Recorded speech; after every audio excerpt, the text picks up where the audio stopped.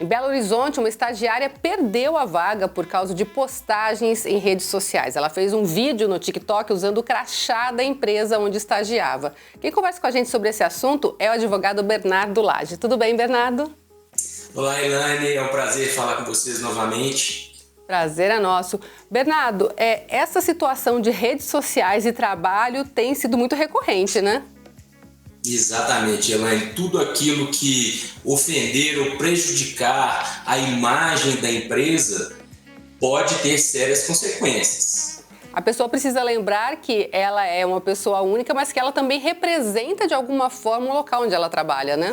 Certamente, Elaine. O funcionário ele representa assim, a imagem da empresa, né? Seja no ambiente de trabalho como também fora dele.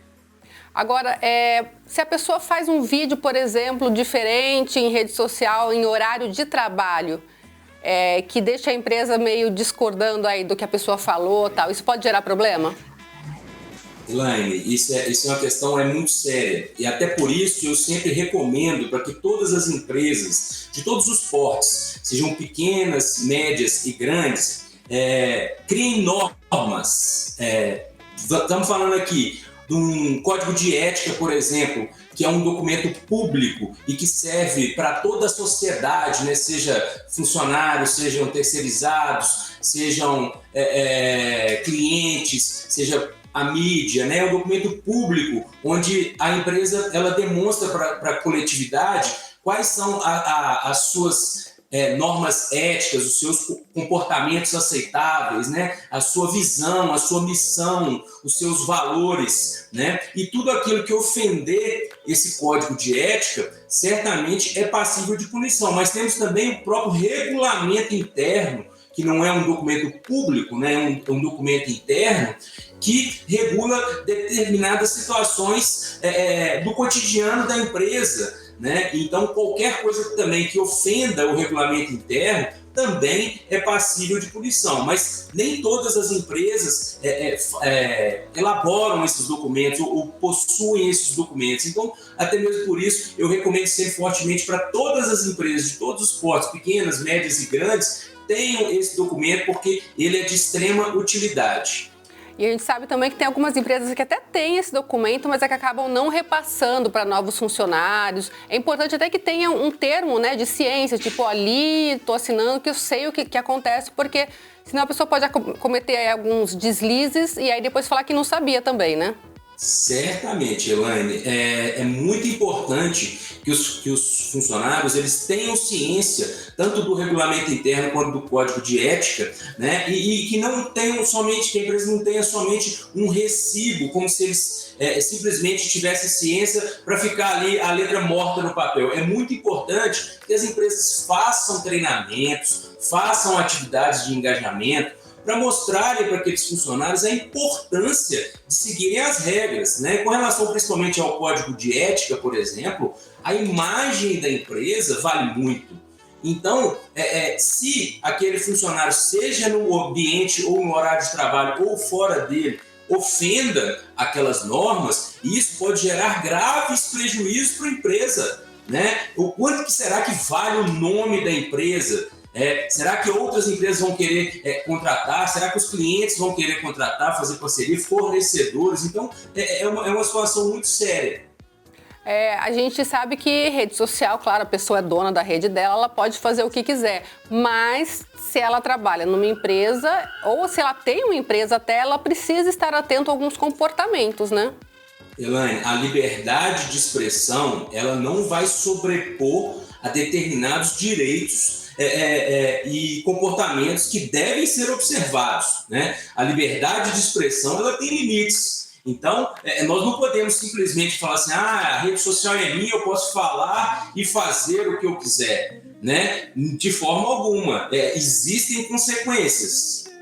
E a gente sabe que, não sei se infelizmente ou não, mas a gente tem muito essa sensualização nas redes sociais, né? Algumas empresas já não permitem isso, né?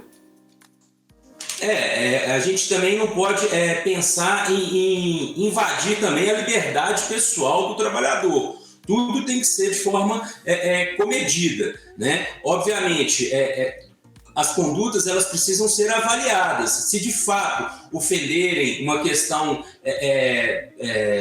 ética mesmo, comportamental de forma geral da sociedade, ou diretamente os regulamentos internos ou código de ética e de conduta, aí sim é passível de punição. Mas também temos que ter um certo cuidado para também não invadir, né, a vida privada do trabalhador.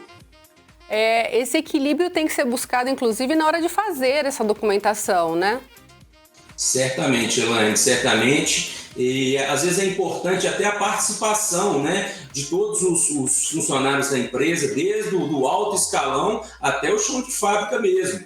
É sempre importante saber a opinião, né, principalmente no regulamento interno, a gente entender quais são as necessidades, quais são as prioridades, o que pode, o que não pode ser feito, né, para a gente colocar de forma clara nesses documentos para não restringir direitos, né?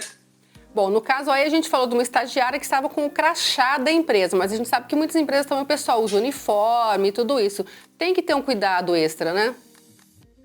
Elaine, certamente. O regulamento interno ele pode definir para qual finalidade é utilizado o uniforme, né?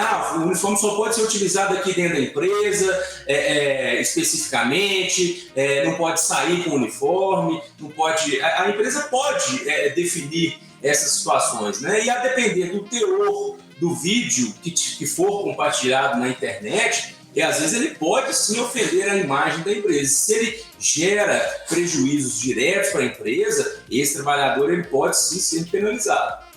A gente vai entrar agora no momento de política, né, no país, no momento de eleições. E, claro, tem todas as normas que devem ser seguidas, mas a gente sabe que às vezes as pessoas ficam exaltadas. Então, é legal que as empresas façam um documento justamente mais específico para essa época.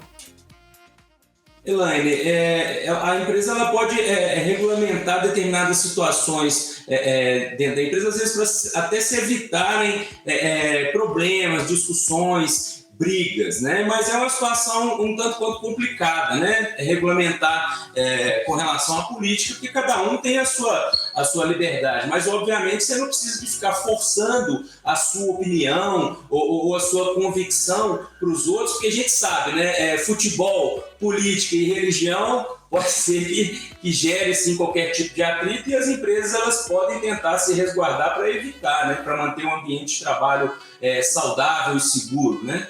Bom, e estando nesse código de ética da empresa e a pessoa desrespeitando, ela pode ser demitida por justa causa, é isso? A depender da conduta, sim, Elaine. A gente precisa de avaliar caso a caso, né? A CLT, ela fala no artigo 482, se não me engano, desculpe se eu estiver errado, porque de cabeça é difícil lembrar todos, mas ela fala a respeito de 13 situações que são passíveis da dispensa por justa causa. Né? Não necessariamente se o empregado fizer uma delas especificamente, ele será punido, porque a gente tem que observar para a dispensa por justa causa a gradação das penalidades, a proporcionalidade entre a aplicação da penalidade e a atitude e a imediatidade, ou seja, tem que ser aplicado de forma imediata. Então, algumas condutas, sim, são passíveis de dispensa por justa causa direta. Outras, a gente precisa de observar a gradação dessas penalidades. Então, por vezes, temos que aplicar, às vezes, uma advertência, posteriormente outra advertência, depois uma suspensão, se for o caso, e a depender desse histórico disciplinar, né, de condutas, aí sim aplicar uma dispensa por justa causa. Mas a gente precisa de avaliar caso a caso. E sempre, de preferência, com a orientação de um especialista. Bom, se a pessoa quer manter o emprego, na dúvida, melhor não fazer, né? É verdade, Elaine. A gente tem que agir com cautela, né? É mesmo. Muito obrigada pela sua participação aqui com a gente, viu? Por nada, Elaine. Estou sempre à disposição. Forte abraço. Obrigada, abraço.